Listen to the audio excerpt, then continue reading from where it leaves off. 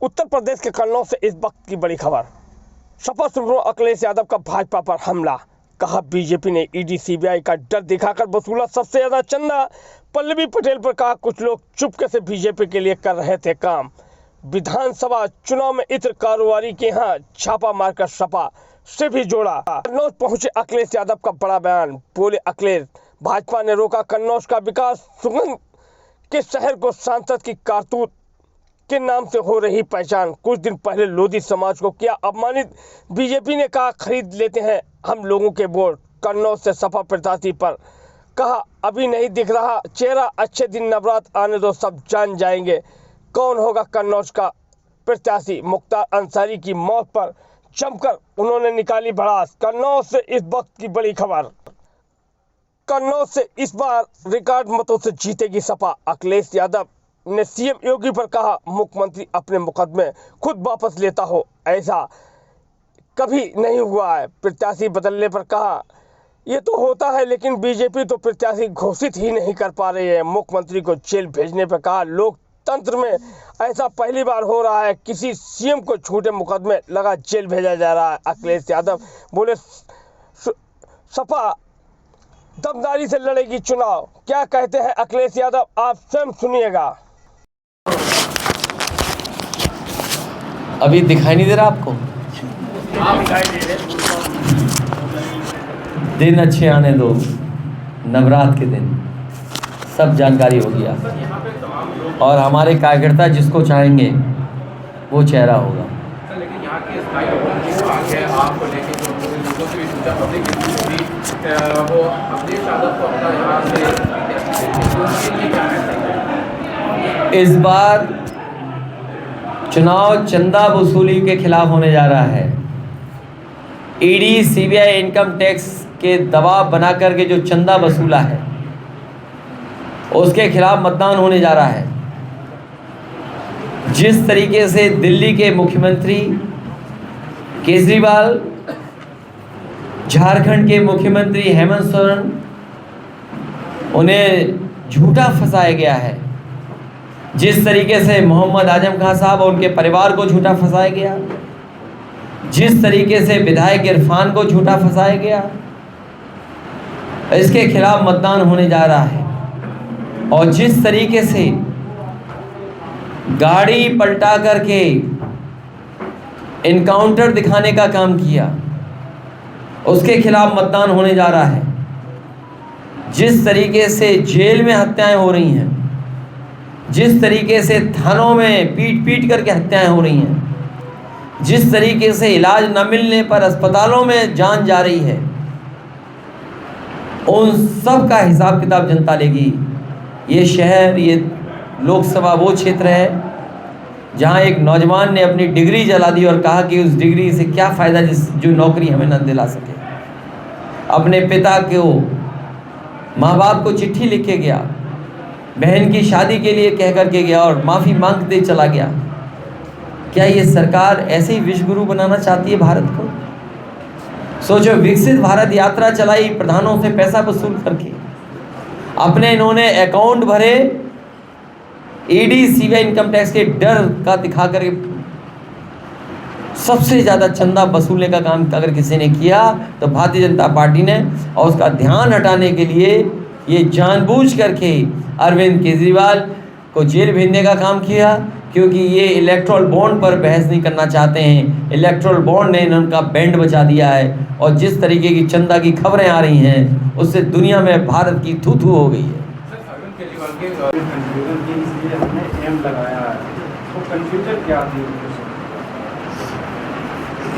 कुछ लोग बीजेपी के लिए बहुत सफाई से काम करते हैं।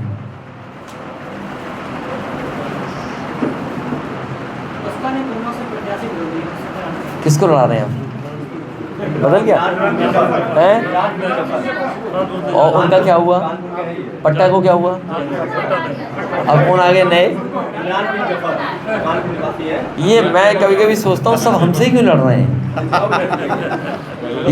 ये वजह क्या है? कभी कभी मैं ये सोचता हूँ। अब आप सोचिए, अच्छा ईडी सीबीआई इनकम टैक्स तो बड़ी चीज़ है। हमारे मनोज दीक्षित जी बताओ लोकतंत्र में इनके परिवार से हमारा कितना पुराना संबंध है नेताजी के समय से। अगर ये हमसे मिलने आ गए तो बताओ बीजेपी के लोगों को पेट दर्द क्यों हो गया, क्या कार्रवाई की इनके ऊपर बताओ। मैं इनको भरोसा दिलाता हूँ आपके माध्यम से, जो इनका नुकसान हुआ है उसकी पूरी भरपाई समाजवादी लोग समय आने पर करने का काम करेंगे, और अगर इन्हें सम्मान भी देना पड़ेगा तो सम्मान देने का काम समाजवादी लोग करेंगे। पिछली बार याद है चुनाव में जब 2022 था, एक इत्र व्यापारी के यहाँ छापा मारा, आप में से बहुत सारे लोग जानते होंगे, और ये आरोप और प्रचार किया गया कि ये समाजवादी हैं, ये समाजवादी पार्टी के लिए काम करते हैं। लेकिन जब सच्चाई सामने आई तो वो सब माल बीजेपी वालों का निकला। बताओ 200 करोड़ से ज़्यादा निकला भाजपाइयों के, उन्हीं के लोगों का है कि नहीं है। और फिर जब खिसिया गए तो पम्मी जैन पे छापा मार दिया। मारा कि नहीं मारा छापा, उन्हें परेशान करने के नहीं करना। ये घबराए हुए लोग हैं। सोचो जो ये कहते हो 400 पार, तो बताओ घबराए क्यों हो वो 400 पार वाले, अपनी पुलिस को आगे क्यों कर रहे हो, झूठा प्रचार क्यों कर रहे हो। अपना विकास बताओ और पाओ 400, और अगर आपने विकास नहीं किया है तो इस बार 400 हार।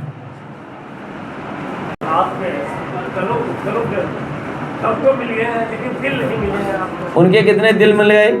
माला में कोई एक नेता जा रहा था, माला से निकल के बाहर हो गया गला उसका, आपने वीडियो नहीं देखा। सोचो इतने सीनियर नेता, माला में गलती से उनका वो आ गई गर्दन, कितनी जल्दी गर्दन निकाली आपने नहीं देखा। और एक बहुत सम्मान पाने वाले लोग, अब हल्का वो पीछे वाले कोने को मैं जानता ही नहीं हूँ कि क्या कहा जाता है, केवल उतना पकड़े हुए थे। आपने नहीं देखी अभी तस्वीर, हल कहाँ पकड़े हुए थे, बिल्कुल आखिरी में बस छू रहे थे हल को। ये सम्मान है, ये वोट के लिए सम्मान दिया गया है कि वोट मिल जाए बस। तस्वीर भी वायरल हो रही है सोशल मीडिया पे, मोदी प्रधानमंत्री जी बैठे हैं और राष्ट्रपति। अभी सुनने में बीजेपी वालों ने नकली फ़ोटो बना दी है कॉपी एंड पेस्ट करके, कि राष्ट्रपति जी बैठी हैं और हम लोगों को फर्जी बुला रहा है कि लोग ये पिक्चर चला रहे, वो फर्जी है। इसलिए मैं कह रहा हूँ सावधान रहिए लोकतंत्र में। बीजेपी के लोग कुछ भी कर सकते हैं, किसी की फ़ोटो बना देंगे। बताओ नकली फ़ोटो बनी कि नहीं बनी, अब कोई कहेगा नहीं, इसलिए नहीं कहेगा जिसका दाना उसका गाना। बताओ आप बताओ, फर्जी फ़ोटो बनी कि नहीं बनी। तो पता नहीं पहले की असली थी कि अब असली है। अब इसकी जांच कौन करेगा, इसकी कोई इंटरनेशनल एजेंसी जांच कर सकती है। तो वो फ़ोटो कहाँ से आई है उसकी भी जांच होनी चाहिए। उसको तो हम लोगों ने भी ट्वीट किया, मान लो बहुत सारे जर्नलिस्टों ने भी ट्वीट किया, बहुत सारे सामान्य नागरिकताओं ने भी ट्वीट किया। वो फ़ोटो कैसे बाहर आ गई। कैमरामैन के खिलाफ कार्रवाई होनी चाहिए, उसके खिलाफ सीबीआई ईडी इनकम टैक्स का छापा पड़ना चाहिए। जिस पत्रकार ने ऐसी फ़ोटो खींच दी अपनी कलाकारी से, उसके खिलाफ कार्रवाई होनी चाहिए, ईडी सीबीआई इनकम टैक्स की। संजय सिंह को सुप्रीम कोर्ट से राहत मिल गई है। सुप्रीम कोर्ट ने उन्हें फौरन जमानत दे दी है और उनको जेल से रिहाई की जो प्रक्रिया वो भी शुरू हो जाएगी। मैं धन्यवाद देता हूँ और मुझे उम्मीद है कि सुप्रीम कोर्ट और इस देश का न्यायालय धीमे धीमे सभी को जेल से बाहर कर देगा और जीत आखिरी में सत्य की होगी। सर, लोकसभा चुनाव में समाजवादी पार्टी की क्या रणनीति है, क्या एनडीए से निपट पाएगी स्थिति है। ये जो दुर्व्यवहार का ब्रह्मांड रिकॉर्ड बनाया है भारतीय जनता पार्टी ने, झूठ बोलने का ब्रह्मांड रिकॉर्ड बनाया, इसका जवाब जनता देने जा रही है इस बार। मुख्यमंत्री योगी ने कहा कि पिछली सरकारें दंगा करवाती थी और गुंडे सुरक्षित थे, लेकिन इस बार गुंडे असुरक्षित। जो मुख्यमंत्री अपने मुकदमे वापस लेता हो उससे बड़ा कौन हो सकता है। जो मुख्यमंत्री पर अपने मुकदमे वापस लगने का आरोप हो, लगाने का आरोप हो, वापस लेने का, कोई नहीं जानता क्या, कौन नहीं जानता कि उन्होंने अपने मुकदमे वापस लिए। क्या कभी कोई ऐसा मुख्यमंत्री बना होगा जिसने अपने मुकदमे वापस लिए हों। और फिर माफिया की सूची जारी क्यों नहीं करते हैं। टॉप 10 उत्तर प्रदेश के कौन माफिया हैं उसकी सूची जारी क्यों नहीं करते हैं। ये जानबूझ करके माफिया और इस तरह की बहस में सबको इन्वॉल्व करना चाहते हैं। जो पेपर लीक हुए हैं, जो अब तक की 10 परीक्षाएं पेपर लीक हुई हैं, उन नकलची माफियाओं के बारे में क्या कहेंगे? जो paper leak Bharatiya Janata party के सरकार के लोग ही करा रहे हैं, उन माफियाओं के बारे में क्या करेंगे? Leak mafia, paper leak mafia, उनके बारे में क्या कहेंगे? अगर एक भी शब्द बोला हो तो बता दो इन्हें। अग्निवीर जैसी नौकरी कोई नौजवान स्वीकार नहीं कर सकता। बताओ, दिल्ली वाले या लखनऊ वाले एक शब्द कह रहे हो तो बता दो। पहले हेमंत सोरेन को, फिर उसके बाद अरविंद केजरीवाल, क्या अगला टारगेट अगले साल होना है? अरे क्यों यार चंडू खाने गप छोड़ते हो यार, तुम्हारे लिए तो यही शब्द है, चंडू खाने गप। सर एक सवाल है, अभी जिस तरह से सर बीजेपी ने प्रेस कॉन्फ्रेंस करी, उसके बाद वो कह रहे हैं कि झारखंड में अघोषित मुख्यमंत्री हेमंत सोरेन जी की वाइफ हो गई हैं, केजरीवाल जी की वाइफ को भी उन्होंने अघोषित मुख्यमंत्री बता दिया, और कहीं ये कैसा लोकतंत्र है, वो केजरीवाल के ऊपर अटैक करते हैं कि अगर उनकी वाइफ इन सब मैटर में इन्वॉल्व हो रही है। लोकतंत्र में सवाल ये है कि आप झूठे मुकदमे लगा रहे हैं। चंदा वसूली के लिए आपने ईडी, सीबीआई, इनकम टैक्स को आगे किया, बड़ी बड़ी कंपनियों से आपने पैसा वसूला है। इस मुद्दे पर बहस न हो, इसलिए जानबूझ करके इस तरह के सवाल भारतीय जनता पार्टी उठाती है और अपने मीडिया सहयोगियों के माध्यम से उसको प्रोपोगेट कराती है। सवाल ये है कि लोकतंत्र में क्या आप झूठे मुकदमे लगा करके किसी भी मुख्यमंत्री पद पर बैठे हुए इंसान को जेल भेज देंगे? आप कैबिनेट के डिसीजन को आप नहीं मानेंगे? अगर आज आप कैबिनेट के डिसीजन को नहीं मान रहे हैं, कल आपके भी कैबिनेट डिसीजन को कोई नहीं मानेगा। और फिर आज अगर मुख्यमंत्री जेल जा रहे हैं तो कोई मुख्यमंत्री क्यों बनना चाहेगा? वो तो एसओ बनना चाहेगा, नौकरी पाएगा, एसओ की अच्छी नौकरी है कि हमें मुख्यमंत्री जेल भेजने को मिल जाएंगे। आप लोकतंत्र को कमज़ोर कर रहे हैं। अगर इंस्टीट्यूशन को आप कमज़ोर कर रहे हैं, इसका मतलब आप लोकतंत्र को कमज़ोर कर रहे हैं। और इंस्टीट्यूशन को कोई कमज़ोर कर रहा है तो वो भारतीय जनता पार्टी है। क्या इस पर बहस नहीं होनी चाहिए कि आपने उद्योगपतियों से 1-1 हज़ार करोड़ रुपए लिए, आपने 500 करोड़ रुपए लिए, 400 करोड़ रुपए लिए, आपने वैक्सीन की कंपनी को नहीं छोड़ा, आपने जिसको ईडी, सीबीआई, इनकम टैक्स को दबाव बनाया, दूसरे दिन पैसा ले लिया। एक ही व्यक्ति अगर आपको इलेक्ट्रल बॉन्ड से दे रहा है, वो जायज़ पैसा है? सोचिए आप, कभी कल्पना करो केस क्या है। एक ही आदमी सब जगह पैसा पहुंचा रहा है।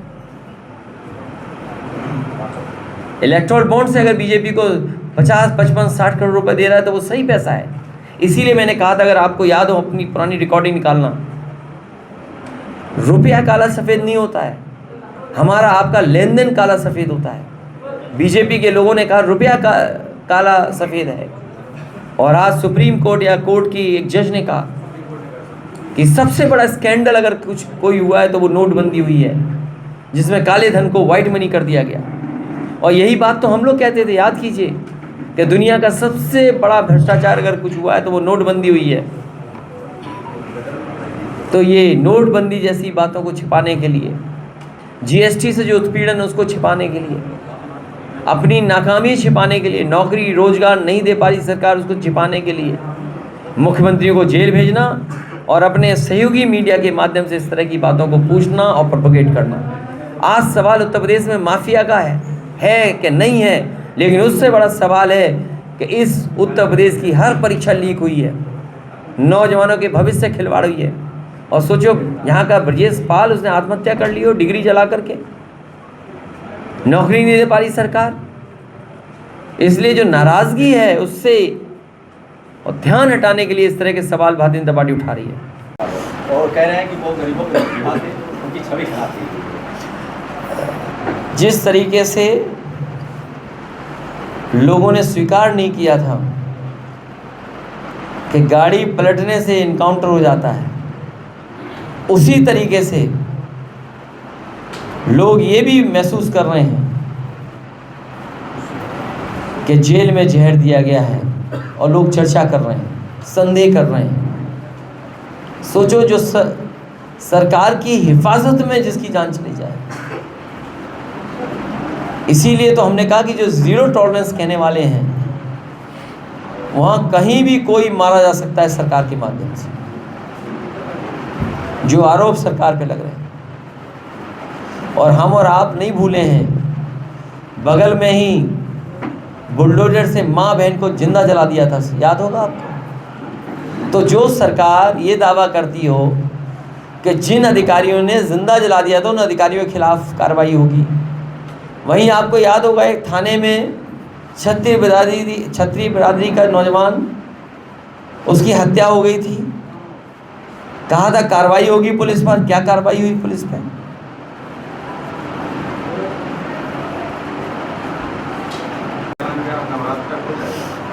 अरे तुम्हें दिखाई नहीं दे रहा कुछ, तो मैं क्या करूं उसके लिए।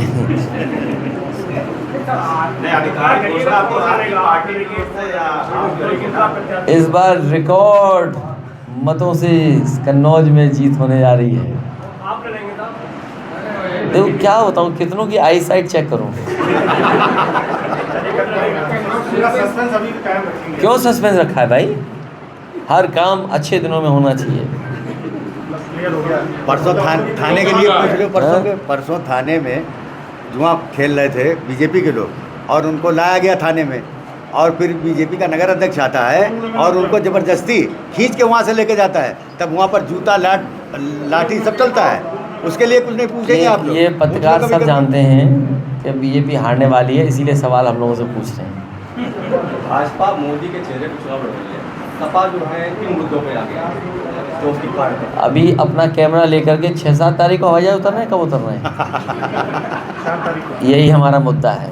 सोचो, समाजवादियों ने ऐसी सड़क बनाई जहां हवाई जहाज उतर जाते हैं। बीजेपी बताए उन्होंने कोई एक ऐसी सड़क बनाई हो, जिस सड़क पर प्रधानमंत्री हरकुलस उतारे थे या खुद उतरे थे, वो भी सड़क समाजवादियों की बनवाई हुई थी। यही हमारा विकास मुद्दा है। और कन्नौज को जो हम लोगों ने विकास में ऊंचाइयों तक पहुंचाया है, चाहे वो आपका मेडिकल कॉलेज हो, पैरामेडिकल हो, इंजीनियरिंग कॉलेज हो, अगर आप गिनती करो, सोचिए लखनऊ के टोल से लेकर के वे साइड एमिनिटी से लेकर के पेट्रोल पंप और ये सब सुविधाएं जो मिली हैं, या टोल पर जो नौजवान खड़े हैं, इंजीनियरिंग कॉलेज में, पैरामेडिकल में, मेडिकल कॉलेज में, आपके डेयरी प्लांट में, आपके एग्रीकल्चर एक्सीलेंस सेंटर में, चाहे वो सोलर प्लांट में जो नौकरियां मिली हैं, ये सब नौकरियां रोज़गार समाजवादियों की देन है। ये बीजेपी के लोग अपना एक काम बता दें जहां पर नौकरी और रोज़गार मिला हो, बताएं कौन सा काम किया उन्होंने?